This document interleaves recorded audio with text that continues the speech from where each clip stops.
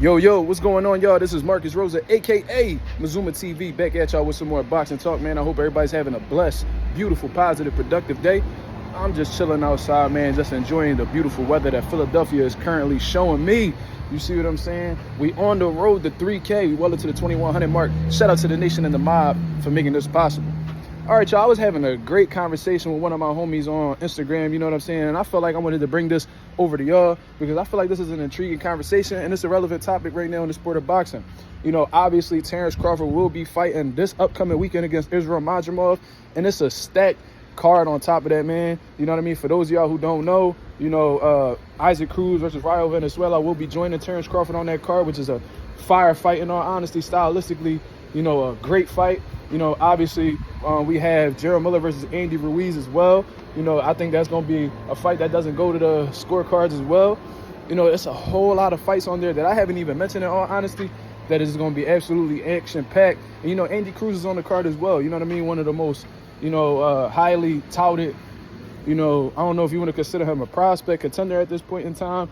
They fast-tracking him, so you could probably consider him a contender, but regardless, you know what I mean? Andy Cruz is one of the most highly touted up-and-coming boxers in the sport of boxing right now. So, you know, that's somebody that's going to be on the card as well. So it's going to be an action-packed card, but we were specifically talking about Terence Crawford because according to Michael Benson, shout out to the boy Michael Benson for keeping me informed of what's going on in the boxing world, Turki Alalshikh had conducted an interview, or at least was answering some questions, and he was just talking about Terence Crawford. You know what I'm saying? Because he's been working with Terence Crawford, you know, pretty recently, and he's the one that helped Terence Crawford lock in that fight with MarkMazuma that's coming up this weekend. And, you know, I guess they were talking about the plans that, you know, Terence Crawford has, you know, moving forward if he comes out successful against MarkMazuma. And Turki Alalshikh has made it clear that this is no longer just talks or, you know, a fantasy fight or whatever. Turki Alalshikh is telling you guys that he will be shooting an official offer to Canelo Alvarez after his fight if he comes out successful against Edgar Berlanga. And it's going to be for a reasonable bag. A reasonable bag. And he says that he's pretty confident that Canelo Alvarez will entertain the offer. But if he doesn't, he'll be guaranteeing Terence Crawford any fight that he wants moving forward. Now, shout out to Turki Alalshikh for backing Terence Crawford like that, man. I think it's a beautiful thing. And, you know, it makes me question, in all honesty, where Terence Crawford would be at his career if he would have met Turki Alalshikh or at least done business with Turki Alalshikh 5-6 years ago. You see what I mean? I see that he's getting promoted beautifully under Turki Alalshikh. You know, I've seen him on WWE knocking wrestlers out and shit like that, giving chairs to Cody Rhodes. Just great overall promotion. You see what I mean?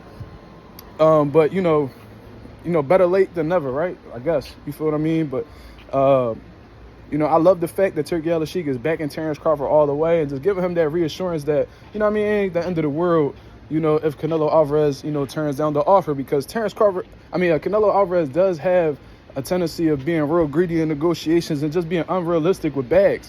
Like, I know this wasn't like an official, you know, negotiations or anything like that, but he literally said to the people that he needed $200 million to face David Benavidez.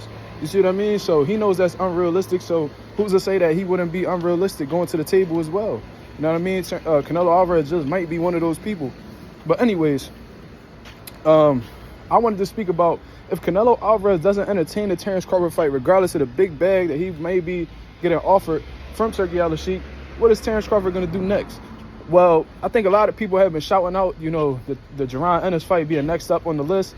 But, you know what I mean, that might be what the fans want to see. But is that what Terence Crawford wants to see going into his career? Terence Crawford has told you on multiple occasions that, you know, and Bomac even told me on Mazuma TV, on my platform, that Jaron Ennis doesn't really bring anything to the table. You see what I mean? However, things might change if Turki Alalshikh is able to offer the bag that Terence Crawford may want moving forward in his career. Because he told y'all he got bigger fish to fry, and he's looking for, you know, he's looking for the bag. Turki Alalshikh is more than capable of providing the bag for a Jaron Ennis fight. So that might be a fight that may be possible, even though Terence Crawford hasn't really been optimistic about that fight happening. You know what I'm saying? So, you know, we could be a little iffy about that fight. That might be a 50-50 thing.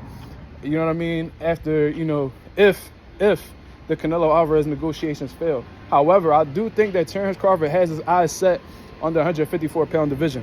Now, when we're looking over the division right now, the WBA champion is MarkMazuma, who Terence Crawford will be facing this upcoming weekend.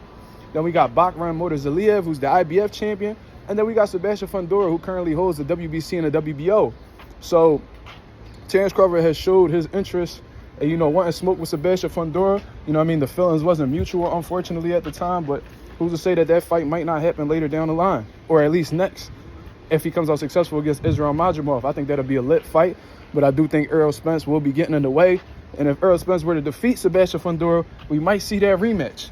You know what I'm saying? Because, you know, if Errol Spence defeats Sebastian Fundora and he has that WBC title and may possibly have a WBO, regardless, he's going to have to see Terence Crawford, because Terence Crawford is, you know, somebody who's in line for that WBO title. You see what I mean? I don't know exactly how that's going to unfold, but regardless, you know, Terence Crawford is chasing all the belts, and Sebastian Fundora is able to dispose of Errol Spence, or vice versa. You know what I mean? Either one of them dudes are going to have to see him. Bakram Murtazaliev, he's not the biggest name, so I'm sure, and because he's not the biggest name, I'm sure he can't really ask for the biggest person. So Turki Alalshikh may give, you know, Bakram Murtazaliev a bag that he's never seen in his life, or at least seen in a professional bout. So that fight should be easy to make as well. But, you know what I mean? I want to know what you guys think about this overall situation. Do you think that Jaron Ennis will be next up in line if the Canelo Alvarez negotiations fail? Or do you think that Terence Crawford will just have his eyes set on the 154-pound division amongst the other champions and become 3-time undisputed? Y'all let me know what y'all think about this. It's a great conversation, man. I want to know what the nation, I want to know what the mob thinks. Let me know in the comments below. This is Mazuma TV. Thank you very much for tuning in. I'm out of here, man. Peace.